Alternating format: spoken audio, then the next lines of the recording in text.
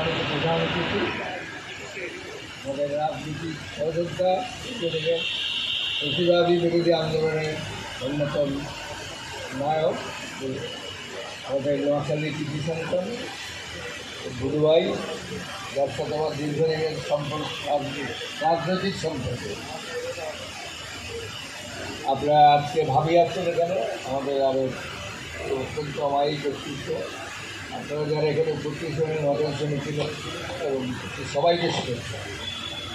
আজকের আমি একটা কথা বলতে চাই, যেহেতু এটা শিক্ষক, আজকে একটা বৃত্তি প্রদান অনুষ্ঠান, এই অনুষ্ঠানটা আরেকটু সুস্থিত হলে ভালো হতো। এখানে আজকে তিনি উপস্থাপক একজন আপনারা বাংলাদেশ বেকার থেকে নিয়ে আসলেন, ওনার চমৎকার অনুষ্ঠান হচ্ছে। যাই হোক, অনুষ্ঠানটা যাতে সুন্দরভাবে সুশৃঙ্খলভাবে সেই বাচ্চারা আসছে আজকে তার বৃত্তি অনুষ্ঠান, বৃত্তি প্রদান অনুষ্ঠানে এই অনুষ্ঠান যাতে সফল হয় সেই কামনা। এই প্রতিবারই সংসদের 17 বছর ধরে যারা আন্দোলন করছেন, আন্দোলনের মাধ্যমে স্বৈরাচারের ফ্যাসিস্ট সরকারকে পতন ঘটিয়েছেন এবং আজকে আমরা মুক্ত স্বাধীন দেশে মুক্তভাবে কথা বলতে পারছি। আজকে সেই মুক্ত বাতাসে আপনারা সবাই আজকে কথা বলতে পারছেন।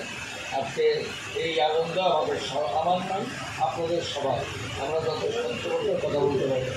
আমি একটা পত্রিকায় চাকরি করতাম, দৈনিক বাংলা পত্রিকা, বাক্সার গায়নের মধ্য দিয়ে 72-75 একবার বন্ধ করে দেওয়া হয়েছে।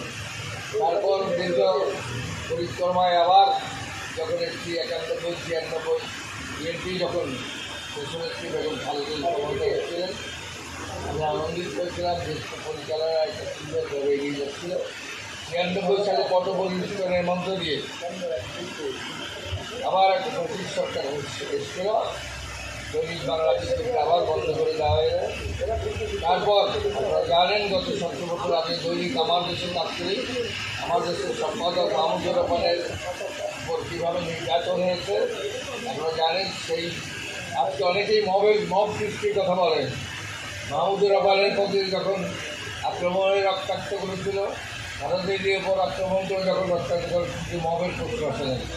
আজকে আমরা শান্তি চাই, শৃঙ্খলা চাই, কিন্তু আজকে যারা অত্যাচার নিপীড়ন করে, আজকে আমার যেটা সবথেকে আজকে আমার জন্য আনন্দের দিন হচ্ছে 92 সালে জনতার মঞ্চ করে যদি সরকারি কর্মকর্তাদেরকে একটা উচ্ছৃঙ্খল দেশে পরিণত করেছিলেন আবু আলম শহীদ খান। আমাদের সম্পত্তি লেখালেখির কারণেই আজকে তাকে গ্রেপ্তার করা হয়েছে। আমি মনে করি তাকে রাজপথেরও বিচার হওয়া উচিত।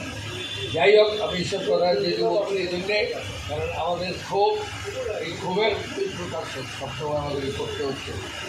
আপনারা যারা এখানে উপস্থিত হয়েছেন, আমার বিশ্বাস ফ্যাসিবাদের বিরুদ্ধে লড়াই করেছেন, আগামীতেও যাতে কোনো ফ্যাসিবাদ বাংলাদেশে কায়েম না হয় সে ব্যাপারেও কিন্তু আমাদেরকে প্রস্তুত করতে হবে। যেই দলে হোক, কিন্তু যদি আমার বিএনপি হয়, মাসের সঙ্গে সবার বিরুদ্ধে কিন্তু আপনাদেরকে প্রস্তুত থাকতে হবে। ফ্যাসিবাদের পতনের জন্য মানুষ রক্ত দিয়েছে, হাজার হাজার মানুষ, সেই মানুষ যাতে আলটিমেটলি কষ্ট না পায় সেই আশা ব্যক্ত করে, এবং যারা আজকে এখানে বৃত্তিপত্র ছাত্রছাত্রী তাদের প্রতি আমার দেশের পক্ষ থেকে ব্যক্তিগতভাবে আমি আপনাদের সবাইকে শুভেচ্ছা জানাচ্ছি। আমরা সবাইকে ভালো থাকুক, এই কামনা করে ভালো থাকুন। নোয়াখালী সমিতির সদস্য সচিব জনাব জসিমউদ্দিন ফিরোজ ভাই কোচ ভাইকে ফুল দিয়ে বরণ করে নেবেন। জনাব জসিমউদ্দিন